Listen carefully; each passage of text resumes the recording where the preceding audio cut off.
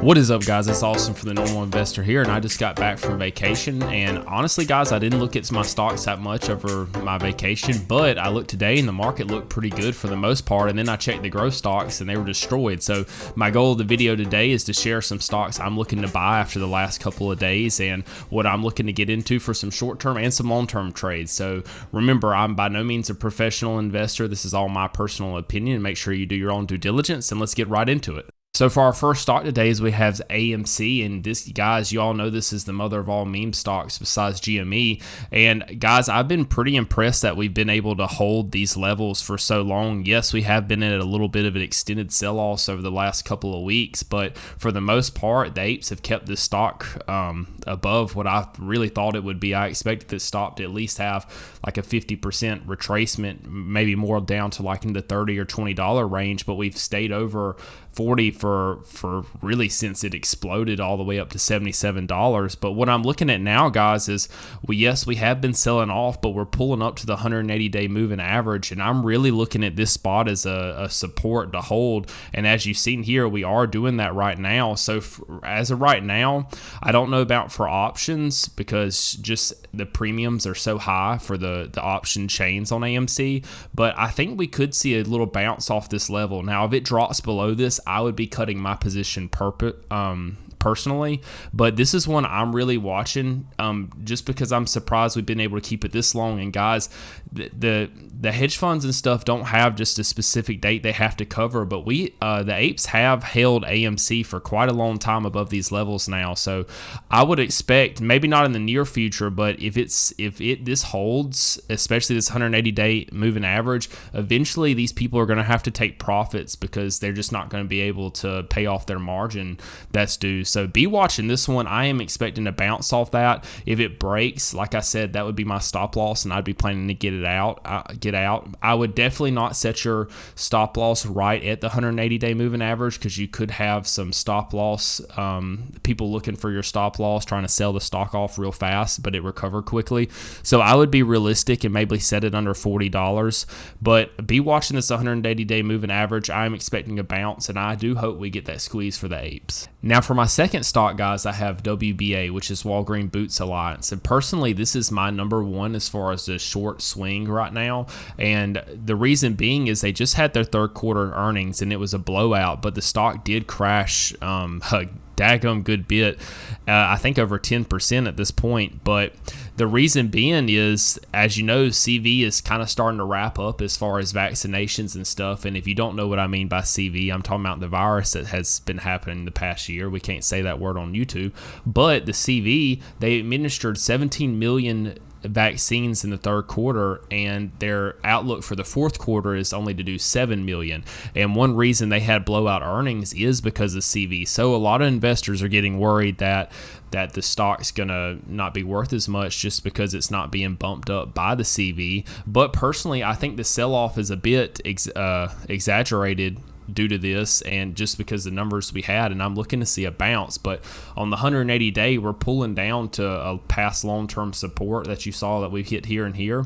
And if you zoom in on we'll go to the 20-day, we're forming a bit of a wedge here, and I'm looking for a breakout, but I'm going to move back to the 180-day chart, and I want you to check out this RSI down here and just look at how oversold we are. So I'm watching for a bounce on this one. My stop loss is going to be if we break around $46. Yeah, it would definitely be $46, but be watching this one. I think this one is a very over-exaggerated sell-off, and I'm looking for a bounce on this one. Now for my next stocks, guys, I have DM, and this is Desktop Metals. And as you can see here, we are really sold off from the highs all the way to a low at $10 recently. We're at $10.40 now, but this is pretty much, we're right at the lowest of lows, and even where we were when this was a SPAC all the way back here, it had a $10 floor. It doesn't have a $10 floor anymore because it's not a SPAC, but I don't see us going further than that. But this is a stock I am looking for a quick little bounce on, but honestly, I would be buying this for the long term because it is a 3D printing company that's primarily prints metal, but it can print other materials. But they're looking more into the mass production of things, unlike just little like school and stuff like that. And just instead of printing just a couple of things a week, this thing prints more than pretty much any other competitor. And I'm going to put something on the screen to show you that. But this stock has a lot of room to move all the way back up to the highs. And personally, if you're like me, I do believe that 3D printing is just going to be huge in the future as it gets bigger. And I think this one is a leading company as far as 3D printing companies. So this is one I'm watching long term. If it goes lower, I would be looking to buy more, but I really think this might be the floor for this stock. So be watching DM. So for my next stock I have is CCL, and guys, if you don't know what this is, it's Carnival Cruises, and this stock, guys, have been really beat down off the high over the last month or two, and yes, we are up significantly from 1211 in the 180 days, but if you look at, let me pull up the 3 years, we still have a lot of room to get back to the high 67, 69, and I'm not saying that's just going to happen instantly, but I do think we'll eventually get back to the level. But we have seen a sell-off, and we are at a support that we've seen here, and here, and I'm looking for it to hold that support, and it is testing it right now. But this is a stock I'm looking to hold long term, even if it does break that support. But personally, guys, like I said, I just got back from vacation, and everywhere is just packed right now. And I do think a lot of these CV plays that haven't really been able to get back into loop due to vaccination and regulations, I think when this thing does get back up and running, it's just going to have record-breaking numbers for people wanting to get back on cruises. And I'm going to pull up an article right here, but as of right now, on July 4th, the company actually let its first ships go to sail with fully vaccinated passengers. But if those are success, and who knows, maybe in the future you won't have to be vaccinated to be on cruises, but I do believe that these things are going to start really wrapping up, and cruises are going to take off when everything's found to be safe and stuff like that.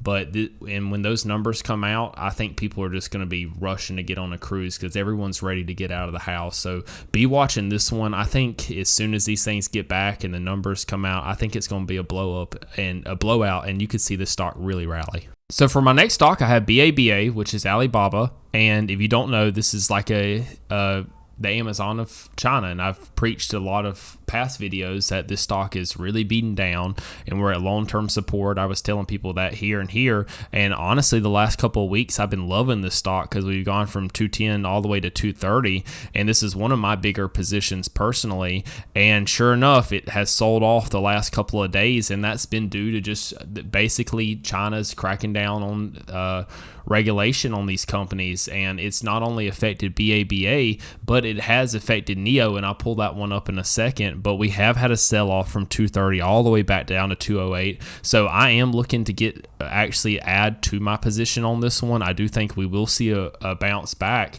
And as for NEO, basically that's the same thing that's dropping this stock. Granted, we've had a huge rally in NEO the last month or two, but this stock has been beat down from 55 at a high all the way to $46 now, so about $10. And we are right here at a kind of a long, it was a resistance way back when, but now it's hopefully holds as a support. It does look like we're barely under that, but tomorrow we could be back over that pretty easily in the pre-market. But be watching NEO and BABA. I think this is oversold just off news of Chinese regulation, and we've been talking about that for the last year. It's really what's been holding these stocks back, between that and then just the U.S. saying that it's going to crack down on them as well. So, but personally, I still think these are very undervalued. I think NEO's going to eventually be back over $60, and I think BABA will be back over $300. So I'm looking for all these dips. It's just to accumulate more shares. So be watching these two. I think these have a lot of room to run, and if they don't, it's something I'm looking to hold for the long term. Now for my next three stocks, I'm going to try to rapid fire them really quick, but the first one we have SKLZ, and this is one I've preached about for a while now, but it's basically an app that allows you to compete against other people in fair games as far as skill. The better person wins, and this stock is still way down from its high of 46.30, which I do think is a bit high of a valuation, but we are quite down off of that, and we have had a nice little rally over the last month or two. But sure enough, the last couple of days we've really had a sell-off from around 22.19 all the way to 17.7, and we're testing support at this point where we held it here, and we're right at it again. So I'd be watching that one.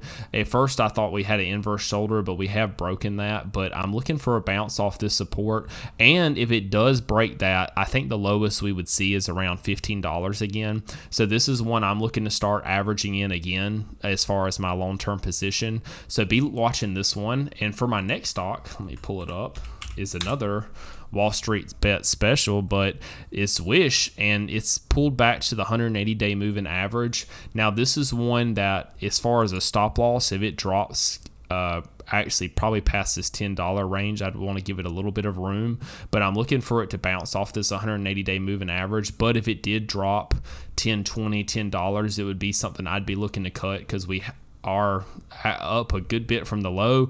But if you look at the long term, we are down quite a bit. So this is one I'm watching as hoping this 180-day moving average support holds. So be watching Wish.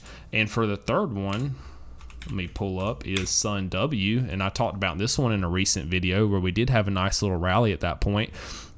But along with these other growth stocks, we have had a pullback since then. So we went from around pretty much $12 all the way down to $9.54, and I'm gonna zoom in a little bit, but it looks like we're trying to hold the 180-day moving average, and right under that we have a long-term support where we had it touched here, and we held it multiple times here and twice right here. So this is one I think we have a strong support underneath us, if not the 180-day moving average, right at that $9 range.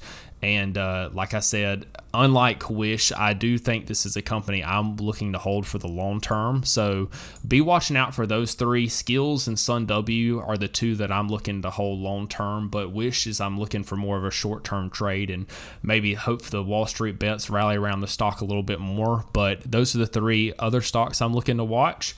And for the last one, I'm going to pull it up. I have SENS, which we've talked about multiple times on the channel, but this is Sensonics.